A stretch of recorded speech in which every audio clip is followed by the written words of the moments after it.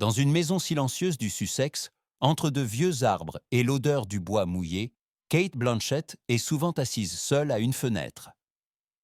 Dehors, la lumière coule comme un doux ruisseau sur les collines, tandis qu'à l'intérieur, le tic-tac d'une horloge découpe le temps en petits morceaux. Elle sourit à peine, et pourtant, quelque chose semble brûler dans ses yeux, un souvenir qui ne s'est jamais complètement éteint. Et si l'héritage qui l'a rendu immortel avait aussi brisé le silence de sa famille? Aujourd'hui, sa fortune est estimée à plus de 95 millions de dollars, une somme qui pèse plus que l'or, car ça a été façonnée par la détermination, la perte et la discipline. D'Elisabeth, 1998, où elle a incarné la reine qui se perdait entre pouvoir et solitude, à Tahar, 2022, où chaque note devenait une arme et chaque silence une confession, Kate Blanchett a maîtrisé l'art de l'indicible. Elle est la reine du silence. La femme qui a transformé la douleur en élégance. L'actrice qui non seulement jouait des personnages, mais dévoilait des âmes. Pourtant, derrière cette façade immaculée, derrière le sourire que les caméras aimaient tant, se cachait une autre vérité. C'était le silence sur les tensions familiales, sur un mari qui se perdait dans l'ombre de son succès, et sur des enfants qui vivaient à distance d'une mère qui embrassait le monde, mais s'échappait à elle-même. Sa fortune, villas, collections, société de production, n'était pas seulement un signe de triomphe, mais aussi un rempart. Elle s'est bâtie un empire pour ne plus jamais être vulnérable. Mais chaque palais abrite un écho, et chaque écho rappelle le vide qui demeure lorsque les applaudissements s'éteignent. Et ainsi commence cette histoire, non pas avec la gloire, mais avec une question. Combien de solitude coûte l'immortalité? Car derrière cet empire éclatant se cache un prix que personne n'aurait pu imaginer.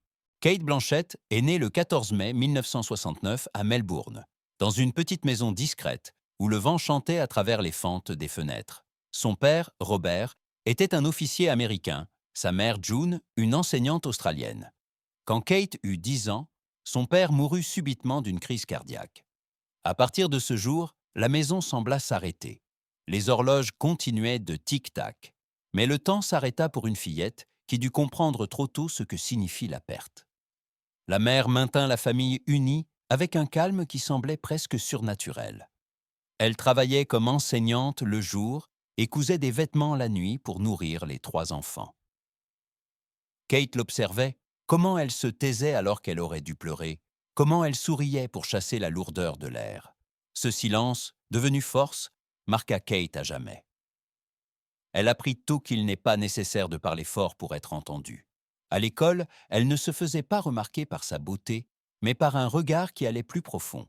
Ses professeurs la décrivaient comme agitée, différente. Pendant les longs étés de Melbourne, quand la chaleur faisait trembler le paysage, elle passait des heures dans le petit salon, rejouant des scènes d'anciens films qu'elle voyait à la télévision. Casablanca, Autant en emporte le vent. Elle était encore une enfant, mais déjà une observatrice du monde.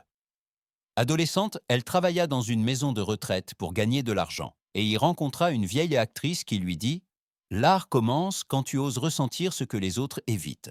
Cette rencontre s'imprima en elle comme une prière. Kate écrivit dans son journal « Je ne veux jamais être inconsciente devant la vie. Je veux la voir et la ressentir entièrement ». Après le lycée, elle entra au National Institute of Dramatic Art, NIDA, à Sydney, contre l'avis de beaucoup qui disaient que le théâtre était une impasse. Mais Kate ne suivait aucune carte. Elle suivait une voie intérieure, douce mais déterminée. Elle se fit remarquer, non par sa beauté, mais par sa précision, son silence, plus éloquent que n'importe quel geste. Ses professeurs l'appelaient « The girl who acts with her eyes », la fille qui joue avec ses yeux. Quand elle monta sur scène, ce fut comme si le temps recommençait à s'écouler. Tout le silence de son enfance, la perte, la solitude, tout se transforma en langage, en mouvement, en vérité. Kate Blanchett n'est pas née pour être célèbre. Elle est née pour témoigner de la douleur, de la force, du pouvoir silencieux de l'humanité. Et ainsi, elle portait sa première promesse en elle. Elle ne serait plus jamais impuissante, plus jamais une enfant fuyant la vie. Car du silence de sa mère, de la perte de son père, grandit une femme qui allait conquérir le monde avec une grandeur silencieuse, non par le bruit, mais par la profondeur. Quand Kate Blanchett a quitté la scène pour passer devant la caméra, Hollywood était encore loin, géographiquement et spirituellement. Elle a débuté dans de petites productions théâtrales, jouant Shakespeare avec une intensité qui laissait les critiques sans voix. Bientôt, elle est devenue la nouvelle voix du théâtre australien, un visage qu'on ne pouvait oublier, car il ne jouait pas, il était vrai. Sa percée est venue en 1998 avec le film Élisabeth. À ce moment où elle a saisi le sceptre et s'est immergée dans le rôle de la reine, tout a changé. Son regard, fier mais vulnérable, est devenu le symbole d'une génération qui liait force et douleur. Le monde a vu une inconnue de Melbourne devenir une icône. Le film lui a non seulement valu le Golden Globe et sa première nomination aux Oscars, mais a également ouvert les portes d'un nouveau chapitre. La renommée mondiale. Hollywood s'attendait à une autre femme glamour, mais elle est venue en artiste. Tandis que d'autres cherchaient dans le tapis rouge, Kate cherchait la vérité dans chaque phrase, dans chaque regard. Ses rôles sont devenus des miroirs. Le talentueux Mr. Ripley, Aviator, Chronique d'un scandale, Blue Jasmine, Carole, Tar. Chaque personnage était un fragment de son âme, une autre version de la femme qu'elle aurait pu être. Pourtant, alors que son nom brillait sur les plus grands écrans du monde, elle a commencé à bâtir un empire en secret. Avec son mari Andrew Upton, elle a fondé une société de production, acheté des propriétés en Australie, en Angleterre et aux États-Unis, et investi dans l'architecture durable. Elle n'était pas une actrice qui accumulait la gloire. Elle était une architecte de la permanence. Sa maison dans le Sussex, discrète de l'extérieur, était à l'intérieur un temple de l'art. Des livres jusqu'au plafond, un piano à queue dans le salon, des dessins d'enfants à côté de photos de tournage. Ce n'était pas un lieu de luxe, mais un lieu de réflexion. Mais plus son empire grandissait, plus le froid dans les pièces se faisait sentir. Kate avait tout accompli. 2 Oscars, des dizaines de récompenses, une place parmi les 100 femmes les plus influentes du monde.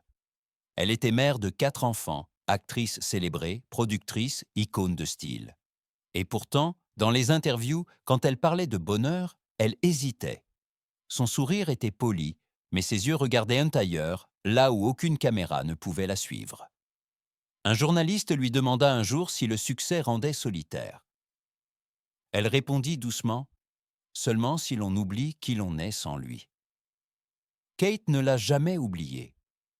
Et pourtant, elle en a payé le prix. Elle est devenue un symbole de perfection, mais aussi de distance.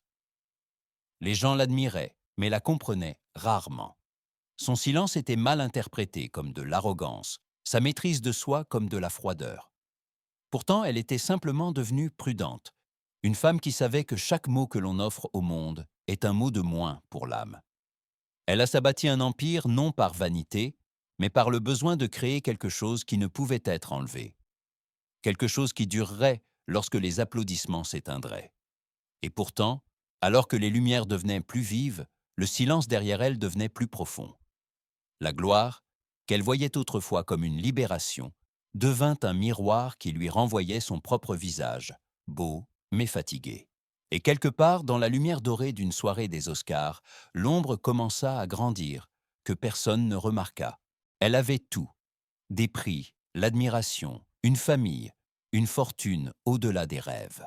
Pourtant, ce qu'elle désirait le plus, la paix, restait inaccessible. La gloire, qui l'avait élevée, commença doucement à l'étouffer. Entre les interviews, les tournages et les cérémonies de remise de prix, le silence entre elle et son mari Andrew Upton devenait de plus en plus assourdissant. 2 personnes qui parlaient autrefois la même langue de l'art se retrouvaient soudain dans des pièces différentes, chacun prisonnier de son propre silence.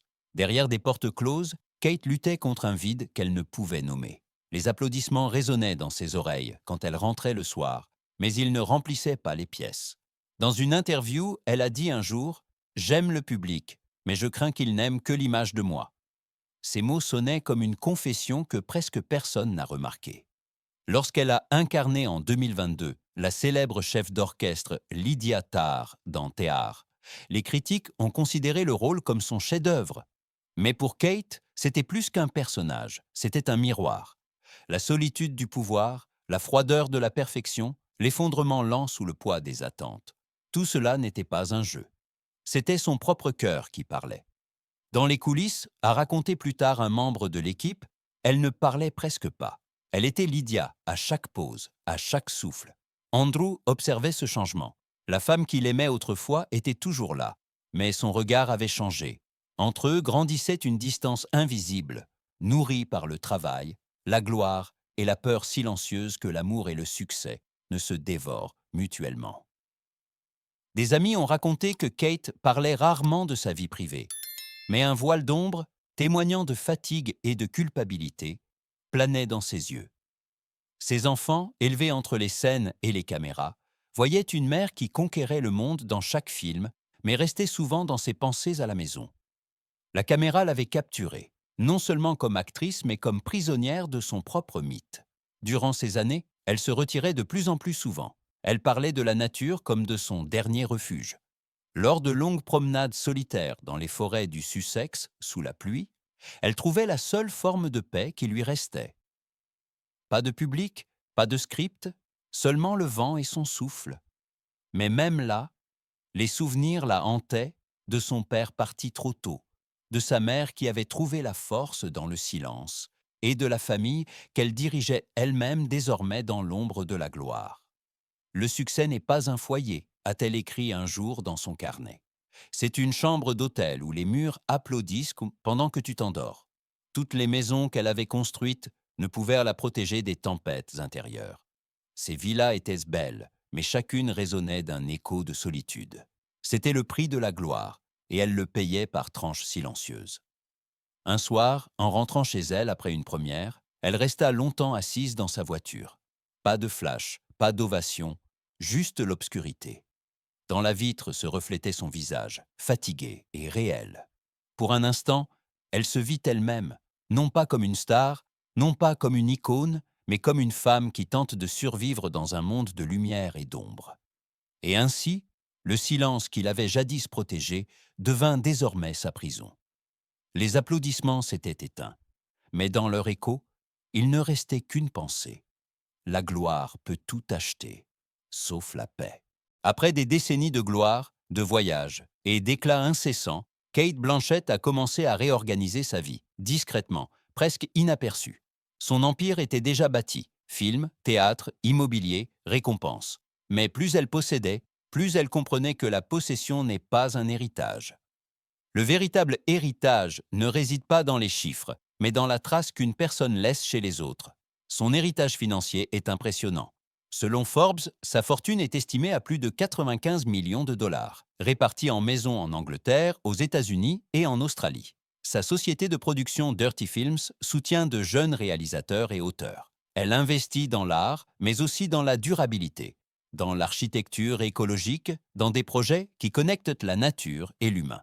Mais derrière ces décisions, il y a plus qu'une stratégie.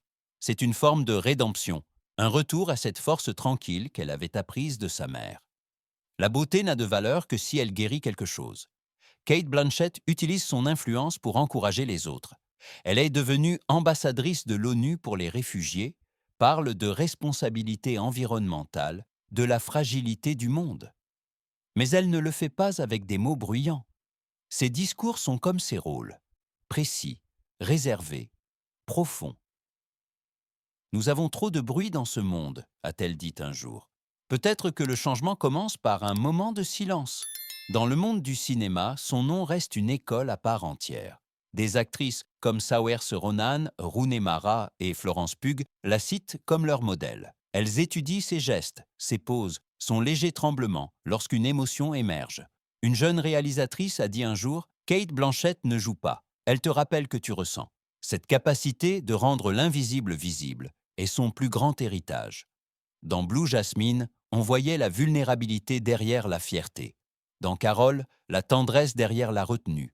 Dans Tar, la solitude derrière la perfection. Chaque personnage était une confession, que la force et la douleur sont des jumelles, que l'art n'est rien d'autre que la tentative de faire la paix avec soi-même.